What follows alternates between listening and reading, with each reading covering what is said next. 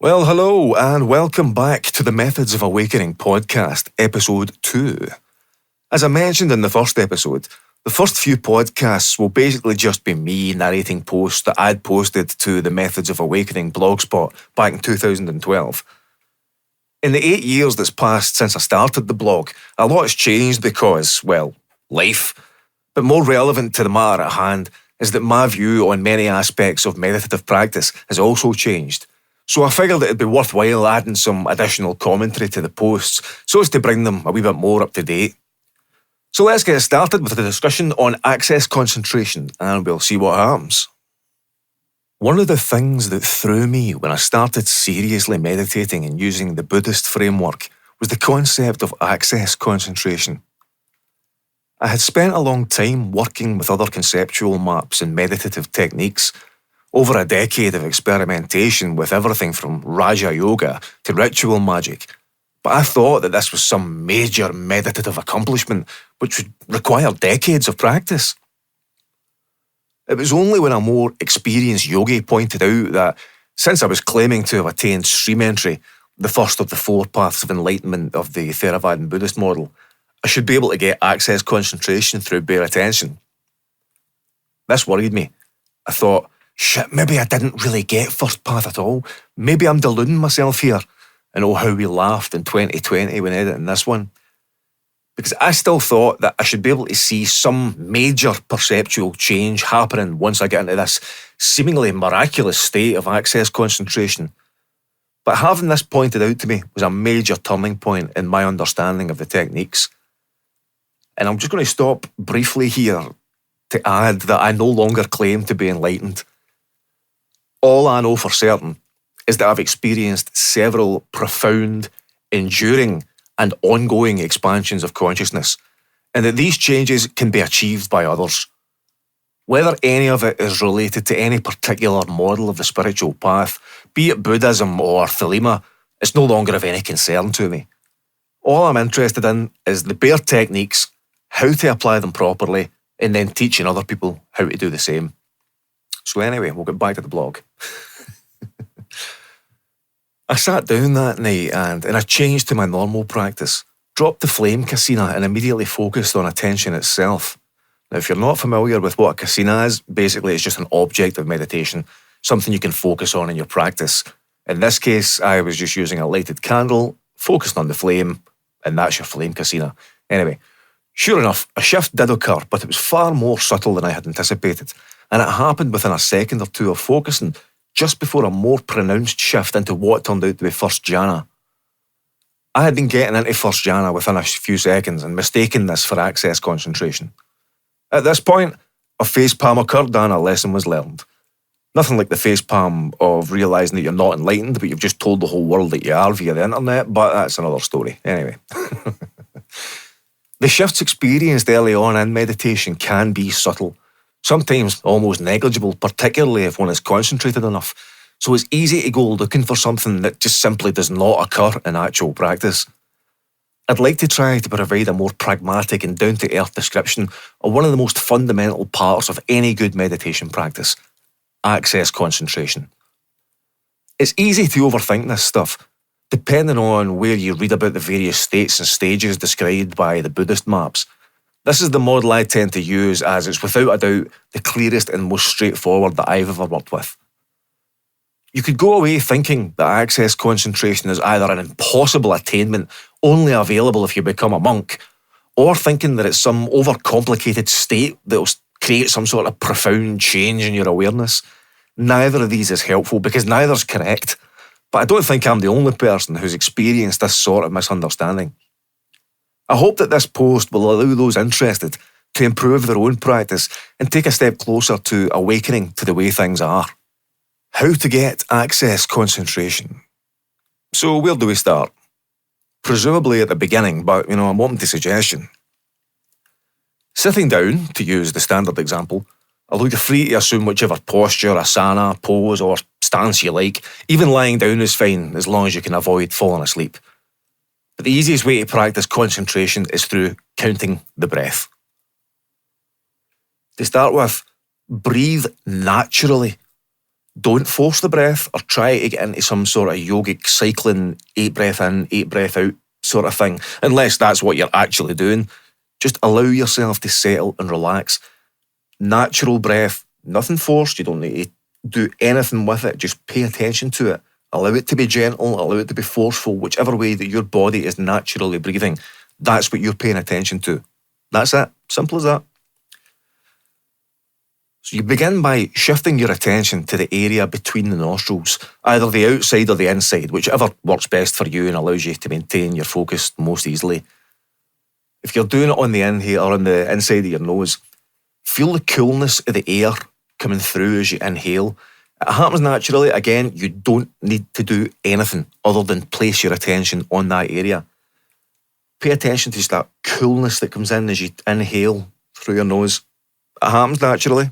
That's it. Do the same with the exhale. Notice that the air feels warmer and less distinct. I mean, it doesn't feel, when you breathe in through your nose, it's of quite a concentrated coolness, I suppose you could say, that comes through. But on the exhale, it's like a warmer, more spacious breath, I suppose you could say, something like that, more cloud-like, expansive, lighter. Either way, it's less distinctive, but pay attention. Try to follow one whole cycle of inhale, exhale. So just breathe in, breathe out. Keep your attention on the spot between your nostrils. That's it. I mean, you literally don't need to do anything at all. One of the best examples I've ever heard, and the one which I now tend to use if I'm helping other people with their practice, was a friend of mine called Kenneth Folk, who does a fantastic job teaching meditation. He likened it to training a puppy, which I always thought was a really good way of looking at it. It's like house training a puppy. When a puppy goes and runs to the corner and tries to pee in your carpet, you pick them up, you take them over to the newspaper or wherever it is you've got down for them to do the toilet, sit them on that and gradually train them to go there naturally so that you're not forcing them. More importantly though, you don't do it aggressively. You don't do it with force. You don't grab them by the scruff of the neck, yank them over, shove their face into the carpet or whatever. That's not helpful. The dog doesn't learn any good habits from that. All it learns is fear. If you can train it to go to where it's supposed to go naturally, so that it becomes its habit, and then gradually as it gets older, it lets you know, and the dog wants to get outside and go to the toilet and stuff like that. It's really is. It's like the same with your breath or your attention, sorry. You take your attention, you place it gently back to the position that you chose at the beginning. So say before you sit, you say, I'm going to focus on the air coming in and out of my nostrils for 1 whole minute. And that's all you do. Return your attention. Don't get angry. Don't get really pissed off at yourself and start getting, oh, this is ridiculous, I can't do this. Stop. Take your time. Take the breath and the attention gently. Place it back to where you need it to be. And just keep on doing that. And eventually, you'll do it without even realising it. It becomes a habit. So as soon as you sit down to meditate and you set your intent to do your meditation for however long, you've got it in your mind that as soon as your mindset is set so that when you sit down to meditate, your attention will then be far more inclined to find some sort of centre point, to find something to focus on, whether it be at the nostrils or your abdomen, on an external object. Train it. That's it. It's that simple. So each time you complete 1 whole cycle and manage to hold your attention on that spot without getting distracted by thoughts or any other sensations, count 1 as you complete the exhalation. If you get distracted, return to 1 and start again. Remember, train the puppy. Don't grab it and throw it around. Just take it gently, put it back to where it has to be and start your count again. Each time you get to 10, start again from 1. Aim to do this for at least 5 minutes without losing count, and then work your way up for there. If you can follow 3 sets of 10 whole breath cycles, chances are you'll be in access concentration. It's really that simple.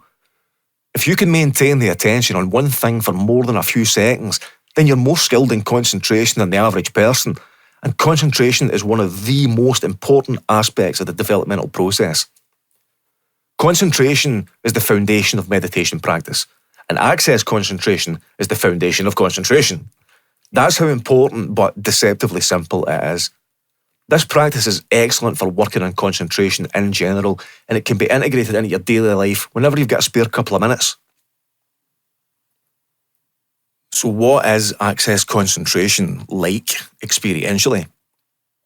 What caused me some confusion was what would actually happen when I entered access concentration. Would there be a big change in how I felt? Would I all of a sudden become completely unaware of my surroundings? Would I no longer have any sense of my body existing in time and space? Once I learned to identify access concentration in my own practice, I could see that I had massively overcomplicated this whole thing and expected a change more typical of states way more advanced than I had explored yet. In reality, it's very simple and can be explained through this analogy. If you've ever been to a party and found yourself talking to someone amidst the usual hubbub and music, you'll probably be familiar with the experience of being entirely engaged in the conversation to the exclusion of everything going on around you. Well, this is pretty much what access concentration feels like. It's not that you're completely unaware of what's going on. It's just that you're so involved in your immediate interaction that you don't notice or aren't distracted by the environment or your own internal dialogue. In fact, it's only usually after someone or something has distracted you from your conversation that you realise just how involved you were. The same thing applies to access concentration. It's not unusual to find that you've already been in access concentration only once you leave it. Descriptions of access concentration where it's described as like being in a bubble or like being in a car with the windows rolled up are accurate, but like being engaged in a conversation at the party, it can happen without you even noticing. For this reason, I don't recommend making access concentration a goal in your practice. It will happen naturally with good practice, but turning it into something to achieve just creates a distraction. In terms of how access concentration feels, i.e. what happens in the body and mind when this state is entered, for me, there's a feeling that I would describe as being like warm sand running down beneath the skin of my face.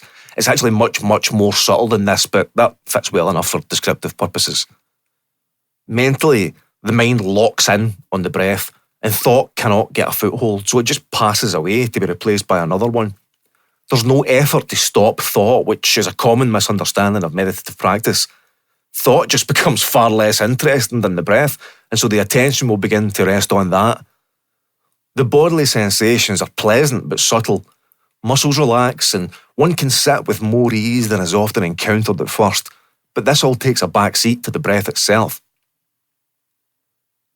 If you've read this far, then I assume that you're at least moderately interested in this and have some stake in improving your practice. I'm not a teacher, as I keep saying. I'm just a guy who applied the techniques and verified the results for myself.